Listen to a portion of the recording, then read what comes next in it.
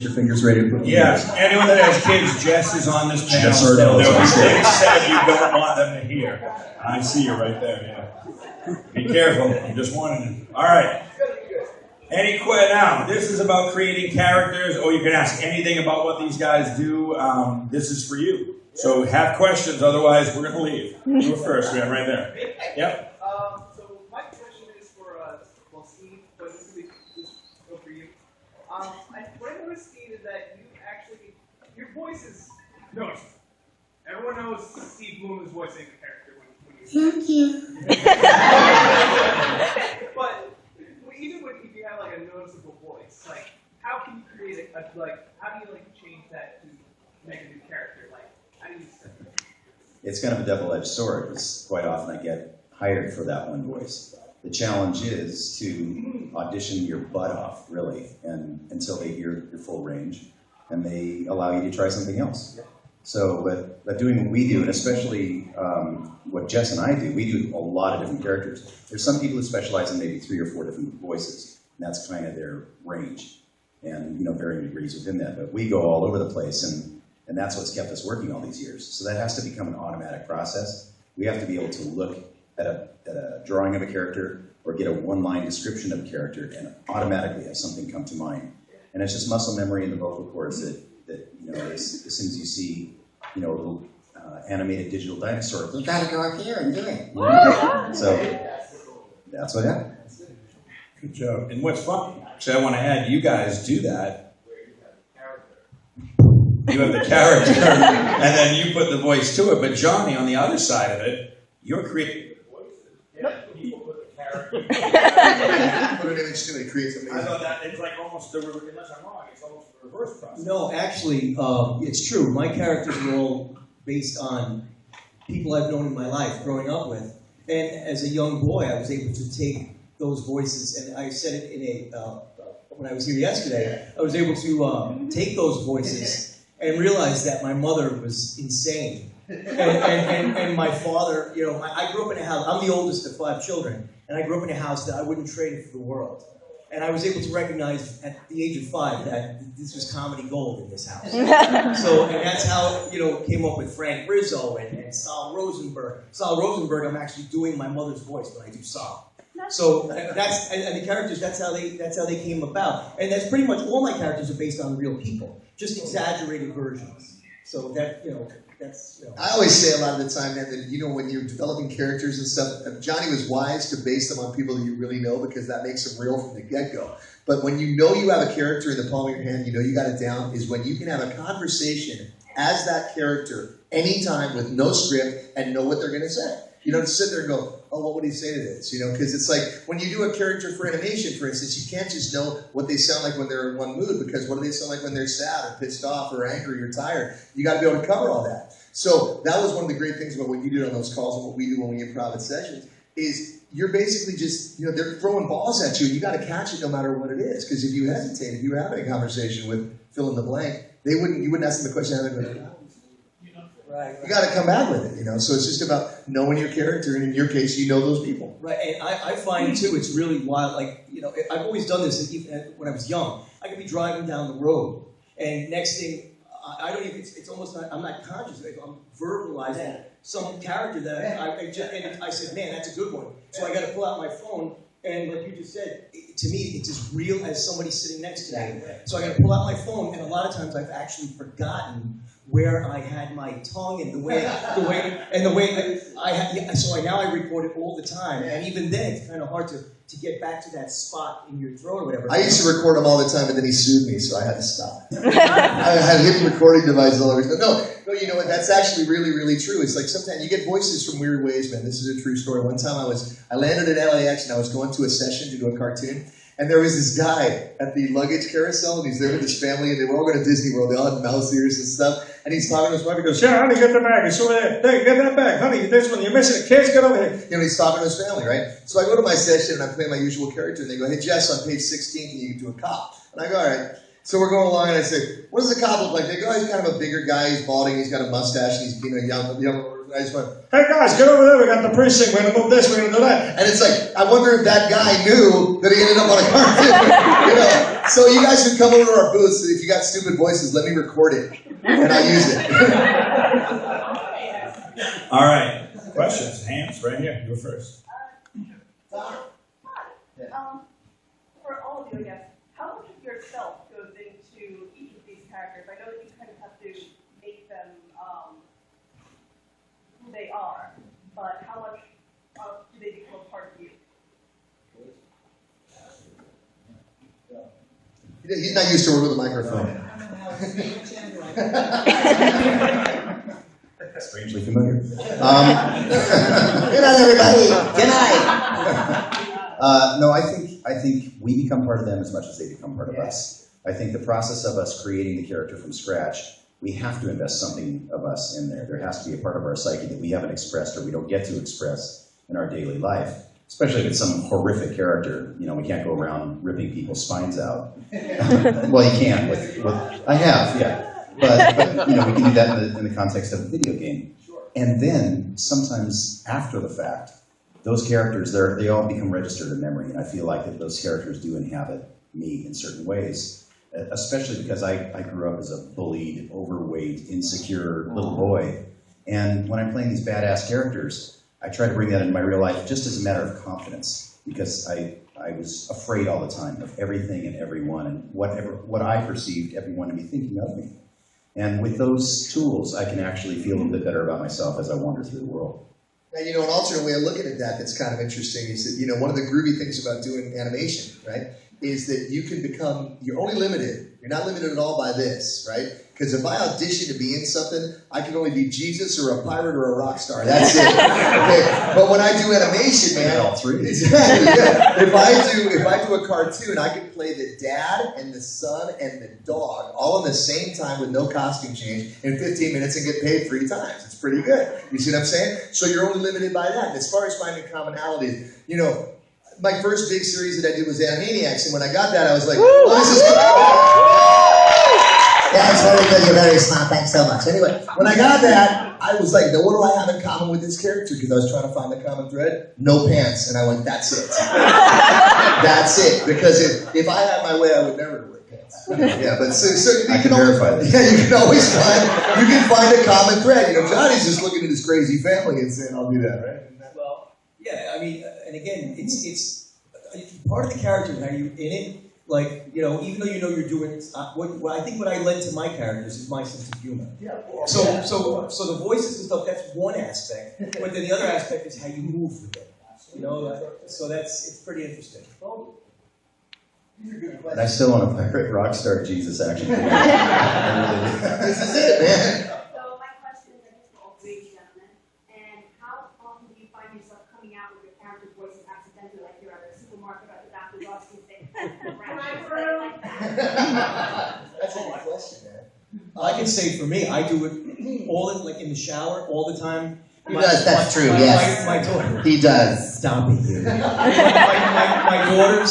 daughters, like people say, man, your dad, he does all these voices, and my daughters look at him like, Jesus Christ, we know. And so it's funny, but yeah, I do, like I said, and it's like almost not conscious. Like I said, driving or just walk down and a character just starts coming out. But it's a blast. But I guess it's something that just the wheels turn always, you know? Yeah, totally. Yeah, for me, I mean, it doesn't really happen, you know, like accidentally, like slipping out at the wrong moment. Although, I'll tell you something, like there have been moments, with girls, and they'll go, hey, I really dig it when you talk like so-and-so, so at an inappropriate moment, you know, we'll be fooling around, and she'll go say something like Roger Rabbit, and I go, oh, Jesus, this is fantastic, you know, it makes somebody happy, it makes people happy. But, you know, I'll tell you a funny story. It's a segue story. Did you guys see that? I Know That Voice movie. Didn't you guys see that? Yeah. It's a really good movie about voiceover. And I told this story, and I'll make it brief, but it still tells a great little anecdote. One of the things I like best about what we do is that you can go to the supermarket and be standing next to somebody. He can stand next to somebody wearing a Wolverine shirt, and they have no idea that they're buying candy next to Wolverine. You know what I mean? It's a cool thing. It's like having a secret identity. Well, years ago, my grandfather passed away, and my mom, you know, God rest her soul, she loved my grandpa, and so did I. So I said, I'm going to fly to Florida and hang out with you. I'm going to take you to Disney World, right? So I took my mom to Disney World just to have a nice day. We're having a good time. Sweetest woman in the world. And we're online, and there's this kid in an Animaniacs shirt, like the one Faye's wearing right there. And I see this kid online, and he's just this little boy. He's like 9 years old. And my mom goes, oh, you have to say something. You have to tell him. I go, Mom, I don't want to freaking tell him. She goes, oh, he's 4. He's so adult. Just go tell him. I'm like, oh, for God's sakes, you know. So the kid comes up next to me in the line, and I go, hey, how you doing, man? And he goes, good. You know, he kind of looks at me like, who the hell are you, dude? Right? And I go, you like the Animaniacs? He goes, yeah. And I go, who's your favorite one? And he goes, Wacko, why? And he's looking at me like I'm a child molester. And I go, and not until they're 18, but I go, listen, dude. I go, no, man, seriously, I go, it's funny you say that. And he said, why? I said, well, because I do his voice, right? And so this kid looks at me for like 3 seconds, then he goes, so what, I do it too. And I go, oh, no, dude, no, seriously, I mean, I do it on the show, though, that's me. And he goes, no, it's not. Right? And my mom's behind me like, I'm so sorry. And I go, no, it is really, dude. And he goes, they record that in California. So now, I take out my driver's license, right? I go, look, California. I'm like proving myself this little prick. I go, look, dude, it says California. He goes, oh, okay. He goes, yeah, you live in California. You have to be the voice of Wacko, right? And I go, wait. I go, look at this, dude. And I had my business card at the time because I was so excited I just got into voiceover. Had a picture of me with Wacko, right? And I said, look, my business card, dude. He goes, oh, okay. You have a picture of you and Wacko. You have to do his voice, right? And I go, what's it going to take for me to convince you that I do it, dude? And he goes, let me hear you say something. And dude, I never get nervous about anything. Now he's scared shitless. And I go, well, you know, I just want to say it's great to see you here, and I hope you're having a great time at Disney World, right? And he looks at me and he goes, you don't even sound like it. Right? and I go, well, let me hear you do it, right? And he goes, you know, hello, this. And I go, yeah, you do it better than me. And I was like, my mom's like, I'll never ask you to do that again. And the funny part is, he grew up to be Justin Bieber, dude. No, I'm just kidding. I'm sorry. That last part I made up, the rest of it's totally true. The voices do come out, though. They come out sort of accidentally. I live with Mary Elizabeth McGlynn. She's my girlfriend. She's here at the con. You gotta go see her. And I'll come home sometimes, and I just can't help it. We just fall into it sometimes. So I'll walk in the door and I'll say, "Hey, honey, how are you? Just have a nice day." And she'll come back and she'll go, "No, I've had a terrible day. Stop it." And she does these insane impressions, and I just have to hang my head after that. I can't help it though. I have a question for Steve. So you use the voice of Wolverine, and like how much Wolverine's obviously such a huge character, and you have the huge Jackman portrayals, or the old cartoon portrayals. Like, how much of that, or does any of that even like color how you would do it, how you do a voice? Like, if there's any other big fan portrayals of any characters? I don't care about what anybody else does, Bob. Well, the way I work, I've always been an organic actor, and so when I read comic books as a kid, my first job was working in a comic book store. My grandfather owned this giant, beautiful bookstore in Hollywood. My uncle ran the comic book department. So my first job at 12 years old was sorting comics. And as a lot of us do when we're reading comics, you imagine that voice in your head. Wolverine came on a little bit later because I'm a really old dude. But the first time I saw Wolverine's face, that voice came out in my head. And then when I had the opportunity to audition for it, I just did what came out in my head. And they happened to agree with me. It was lucky. It was lucky and simple as that.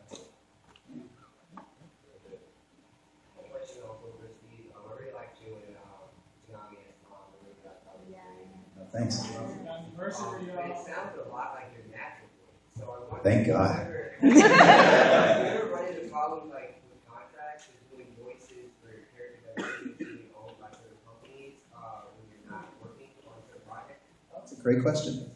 No, I think a lot of us get hired for some specific attribute to our natural speaking voice. I think that's the baseline. And then often, like on video games, for example, I'll get hired for my natural speaking voice. And then we'll have 2 other ancillary characters that we have to play by contract that could be something completely different. Everybody knows what they're getting when they're hiring us. They've heard our auditions, or we've auditioned specifically for those characters. So they have that in mind when they bring us on board. So there's never a legal issue unless I go and work on something like Animaniacs as Tom from Toonami, then it's a problem. which just wouldn't work. Yeah. So, yeah, that's never a legal issue for us. That's handled long before we walk into the booth.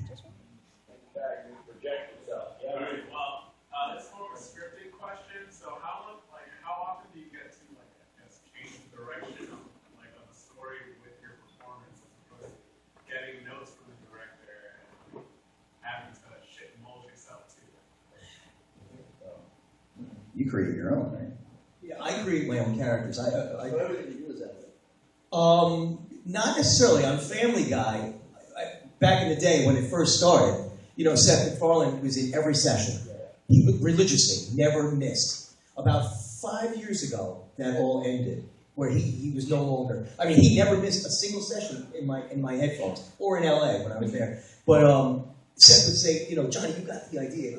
Just do your thing. Because he loved Sal and he loved all my characters. So, and he was adamant about having me be part of that show. Yeah. So he wanted me to do my thing. But the script is there. But, I could throw a lot of this and a little that. One day I actually said, so I forget which character I was even doing. I said, something about, I'll give him a good gift to the old, good kick to the old gift bag. And Seth MacFarlane, everybody in the Kansas are going, Johnny, I'm not even going to ask you what the hell. And it's just, it's typical German voice slang, that just fires off. Yeah, but for the most part, though, with the scripted stuff, you kind of gotta, but a little bit of liberty, With me, this is kind of funny, man. There's if you guys ever work in animation, if you ever do voiceover, the way they typically do it, okay, is they'll have you give them 3. They'll have you do 3 in a row, right? So for myself, when I get 3 in a row, like there's this one actor, his name was Eddie Deason. You remember Grease, the movie Grease? He played Eugene. He was the geeky. Oh my God, it's like this, it's this guy. It's like this. And I did a spot with him for Taco Bell, and I thought it was so funny because the line was,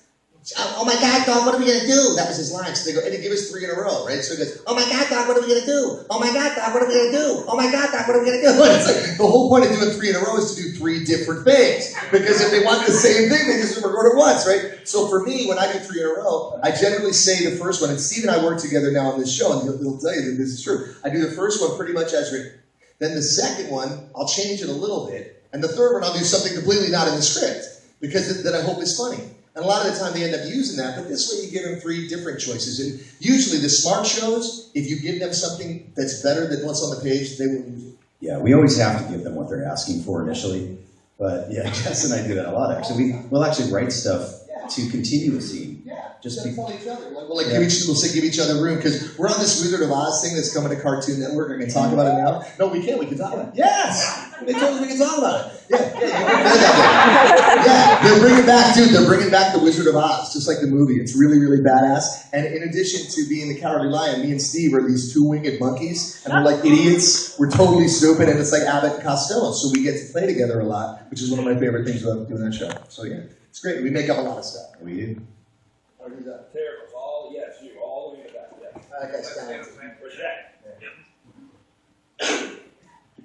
For Johnny, Jess, and Steve, each one of your characters has a very pivotal point in my life. And for Johnny, Saul Rosenberg was there when my grandfather passed away. We were very close.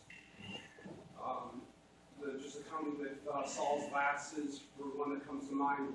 Made me laugh and didn't think about how much pain I was in. Jess, the 50 states and their capitals helped me pass my social studies test. Me too. Yes. It was ringing in my brain. And Steve, if it wasn't for you and voicing Spike, I would have never known about the Pembroke Welsh Corgi breed and ended up owning not 1 but 2. Our male passed away, but we had a 9. And it was all because of you and Spike. And I just wanted to say you 3 saved my life. Thank you. See, that's, people ask us sometimes, I'm sure they ask these guys, and they ask me, they say, why do you do these things? That's why. That's exactly why. Exactly. Okay, seriously. And I mean, another big part of it is because speaking again for myself, but I'm sure I speak for my friends here. It's really awesome not only to get a chance to meet people who like what your work, but to maybe find out about theirs and give them some encouragement. You know, I heard a beautiful definition of the word encourage. What it literally means is to put courage in. Okay, and sometimes we all need to have some courage put in, right? And you do. You're like an amazing artist. That guy gave me a wood carving that's absolutely gorgeous, and I'm going to hang it up in my home with pride. Your name's Ed, right? Yes. Yeah, and it's like it was fantastic, you know. And there's a great artist in the front row, and there's some great people who do voices and stuff like that. And so it's so cool to meet you guys and say, listen, man, whatever the dream that's in your heart is, if you buy into the lie that you can't have it because there's so many people trying, I could never do that. Every one of us did it, and we're idiots, dude. You know? Seriously speaking. Especially Steve. And so, you know, because me and Johnny were not that stupid. But it's like if we could do this, if we could make something like this happen, then what in the world? Why in the world couldn't you do it? I know, I can't even tie my shoes. Look, I have See, slip-ons. he's like, one day I'm going to learn to tie them. But he's not ever going to do it. It's never going to do it. So you know what I'm saying? So thank you for that, man, because that's freaking awesome and it means the world to us. So thank you. I just want to say thank you as well. He did a most amazing hand-carved Saul Rosenberg. And it was one of the most amazing, beautiful Incredible, things. man. And it's, like I said, it's just thank you so much for that. It gave me a beautiful spike in iron. Not to encourage anybody to give us anything because it's hard to take it home. But thank you so much for that. And It's awesome. And your words mean the world to us. 'Cause when we're doing a lot of these projects, we have no idea if anybody's going to see them. And when we come out and travel around the world, and we talk to you guys and we hear your stories. I don't know about you guys, but it's changed me on a cellular level. Oh, me too. And it's actually given me purpose. I feel like my dad was a doctor, wanted me to go into medicine. And I thought, okay, that's something of value. Being a voice actor, I'm just being an idiot with a microphone. But I like what I do. It's cool. And then years later, we hear stories like this, and it's like, oh. Dude, because if at the end of the day, any day, you can look back on what you did in those 24 hours and think, I made somebody happy. That's a good day. You know? And this guy, seriously, before I ever met him, man, I got turned on to his stuff by the guys in Poison who used to love, you heard the jerky voice. And me and my little brother laughed for hours at your stuff. You know what I mean? And it's like, so I'm of a common bond with you guys because we all love the same stuff, man. It's amazing. You know? Well, and before we walked on the stage today, I've known your work for years, and Isn't it amazing? I didn't know your face. Decades. And we come to these conventions and we meet some of our heroes here. I mean, this is amazing. It's amazing. And they turn out to be good guys. I know. I appreciate it.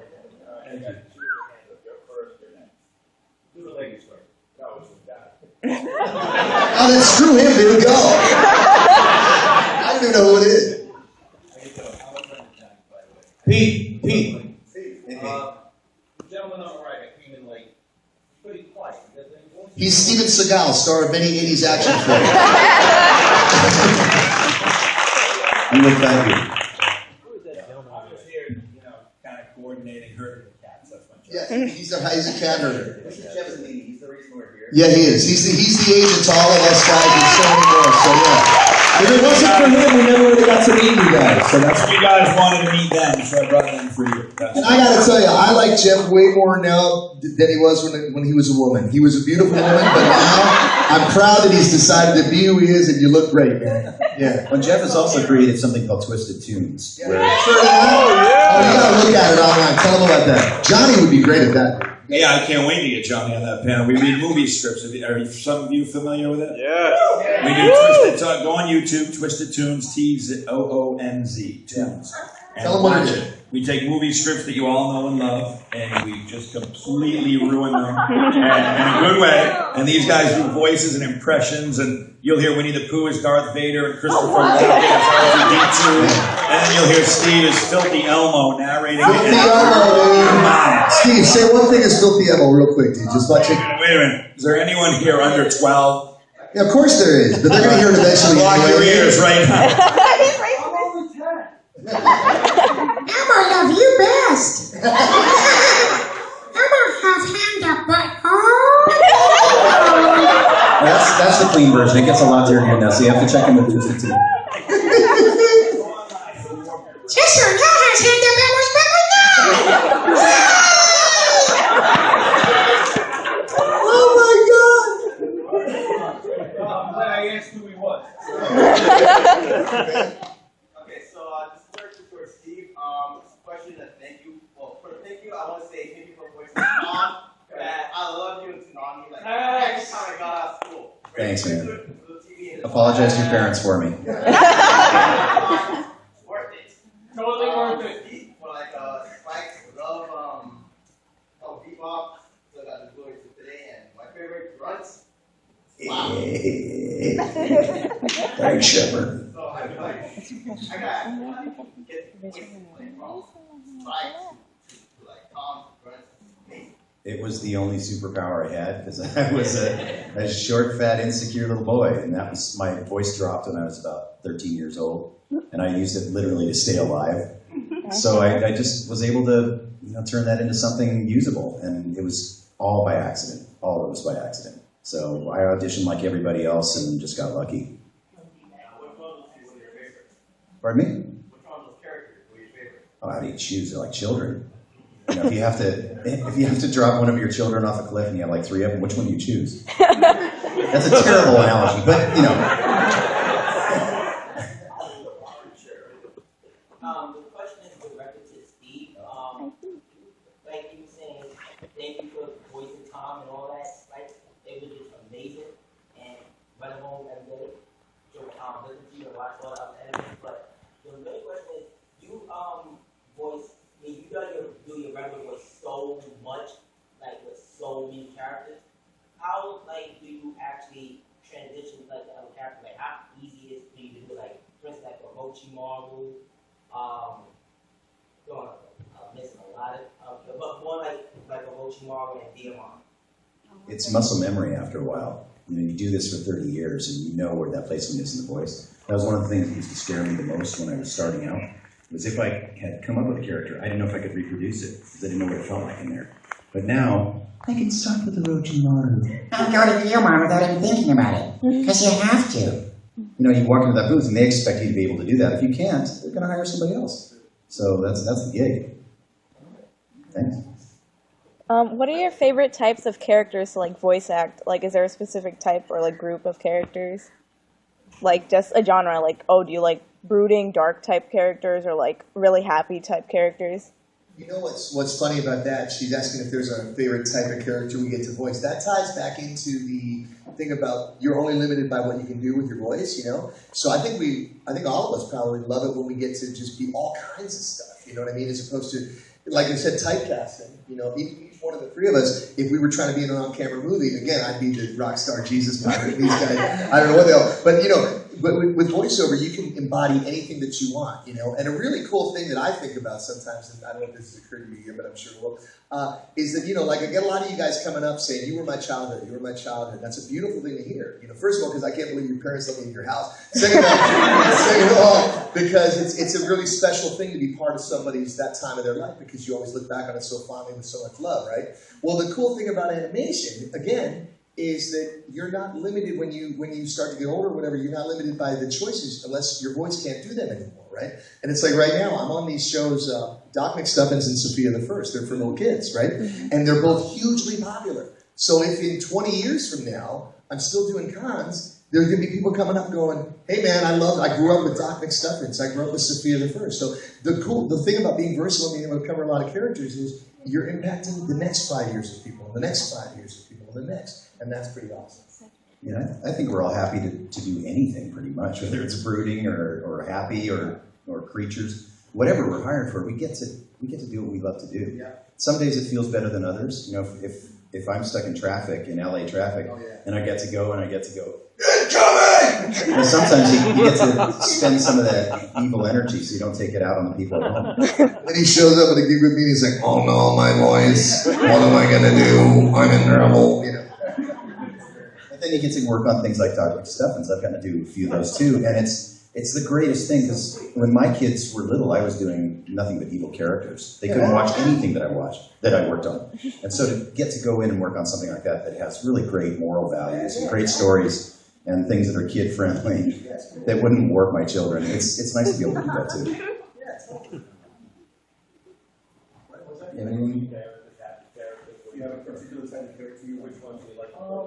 People ask me all the time with the Jerky Boys characters, which are your favorite ones to do? Because you can go from anywhere from Rosine, the Puerto Rican transvestite, to big old badass Bob the cattle wrestler. And they couldn't be completely different, so different. And I tell people all the time, probably my favorite character to do, although it's not in as much as it used to be, was my Jack Torres character. I love it. For many, many years, that was my favorite character to do and to get into. And because it was such a wonderful place for me to just have fun, you know? And when I did Frank Rizzo, it couldn't be, that's just basically my speaking voice amped up and with a lot of anger. And Sal Rose, you know, it's like, you can't, but I have to say, my favorite one to do, I think, was Jack Torres and big old badass Bob the Cat Wrestler. Those two characters are just insane. You know? Refresh my memory, Jack Torres. Oh, stop it. Jack Torres. Classic. Yeah. Yeah. My wife has been trying to see your shoes for this entire thing and keeps going on about it. Can she see your shoes so she can stop? And she's taking pants too, so. Thank you very much. I guess. There you go. I'll give you never mind. Next question right there. Okay, stupid question. What is your take on normal? I didn't know this from all we are. Take on normal? Is normal just boring, bland, bubbly, with just all the rays and no fun? Dude, I got two things to say. First of all, you know the best thing about Comic-Cons, man? The best thing about Comic-Cons is, you know, I live in LA, which is the pretentious capital of the world, right? And it's like, you know, you guys have all seen footage, if you haven't actually been there, of nightclubs, right, where there's the velvet rope, and the cool people get to go past the velvet rope, and the uncool people stay on the other side of the velvet rope. Comic-Cons are great, because they're like the hugest nightclub in town, and they're made up of all the misfits who come together and congregate and become one big family, right? And how awesome is that, right? And everybody belongs, and everybody supports each other, everybody loves each other. And I think that's really cool. As far as being normal, you know what's great, man? So I talk to kids sometimes, and like they'll say, you know, how come you dress like that? How come you have your hair like that? Or whatever. And I go, well, think of it this way, man. If everybody else is already doing the same thing, then they don't need me to do it. And I would always rather stand out than stand back. So why wouldn't you want to do the same thing? So normal is whatever you think it is, man. And as long as you're not hurting anybody, if nobody else digs it, then screw them, because you be who you are. You know what I'm saying?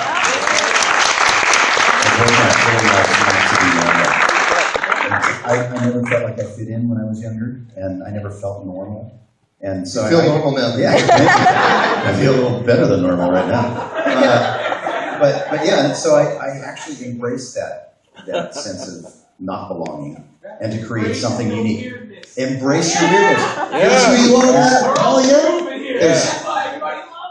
There's literally one of each of us, you know, and embrace that and wear it proudly. And this whole thing with trying to blend in and be everybody else, screw that, dude. Be who you be. Your weirdness. It's all just one-sided and boring, and then you have everybody else here. Exactly. Fly that freak flag, baby.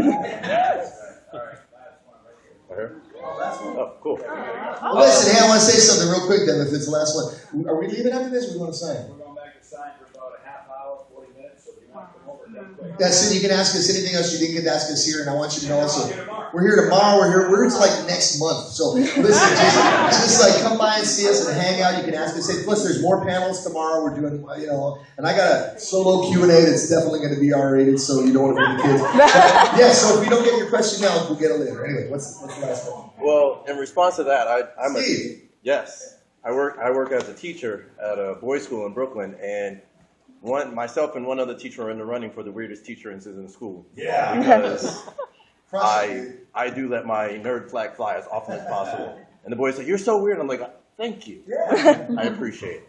So the question I have is, have you ever come up with your own original characters, and have those characters ever been made into reality? Well, beyond you. Everyone he's done. Yeah. Steven. Yeah, but I'm sure, you know. Yeah. Yeah. Well, you know what it is, dude, is that what's really cool. And I mean, I know I speak for all of us for sure. So, you know, sometimes you walk into an audition. And it's really kind of a beautiful thing, man. You walk in and you don't know what you're going to do, and you don't know what they want to hear. And they'll go, okay, so the guy's like this, and he's like this, and he's like this, and here's what he looks like. And he's sort of like a cross between this and this and this. And you take all these ingredients, and you start talking, and you're like, I've never done that voice before, man. That's a whole new thing. The way I think of it is that I got this giant box of crayons in my head, and I don't know which one I'm going to color with, and sometimes in the back of the box, I find one that I didn't even know was there. And you're like, well, that's a whole new color. So it's like inventing stuff. It's like having a laboratory in here, but without the meth. I just started playing Dungeons and Dragons for the first time. Critical Role fans here? You guys fans of Critical Role? Right, so inspired by Critical Role, it's a bunch of voice actors and Logic, the rap artist, and we're all sitting together playing Dungeons and Dragons at our house, and I was able to create my own character in that context. And we're probably going to do something with it later on. We're probably going to put it on the internet or something. But I was able to take a character that I worked with on a game called Dragon Age. Dwarf named Auburn, who was drunk perpetually. And I created my own character based on that. He used to call people ass chaps. That was just one of his things. That's a Johnny word. So I created a new character named Azure Chaps. And I got to put all of my own ingredients into that. I got to choose his hairstyle, and that he had a tail and a tattoo on half of his face, and create a whole backstory for him. And he creates his own mushroom ale that's sometimes hallucinogenic. So to get to create something from scratch like that was a new experience for me. It's really fun. We do get to do that in the context of these shows. But in the end, it's really somebody else's project that we're bringing our take to, and that's the reason we're hired. And that's wonderful. But to create your own character from scratch, that's a unique, really interesting thing to do. And there's a certain sense of responsibility that comes with that. Because once you make those choices, that's canon for that character. That's what it becomes. And last thing I'll say, that's kind of funny is that, and I never really thought of this before, but it's like when you create a character, right? Like when you create a voice that maybe hasn't existed before, and you do it on a project, you no longer own that voice. Isn't it weird? It's like they own that voice. And furthermore, if for whatever reason you guys come to a parting of the ways and like they don't want to give you enough money or whatever, you're just tired of it, they'll find somebody to imitate you.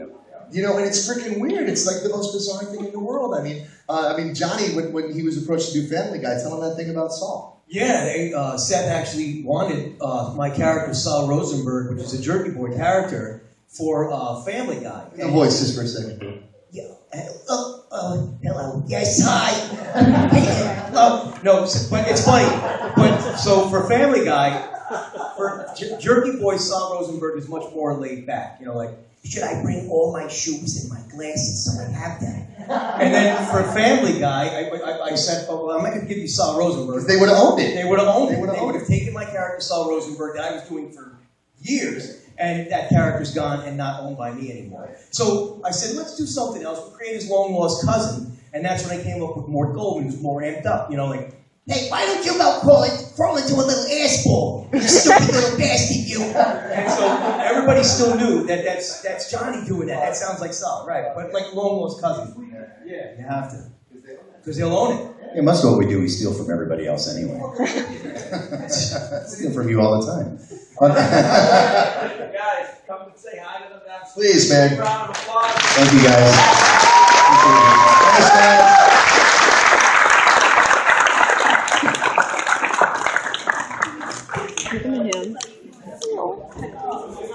We both have super pale hands.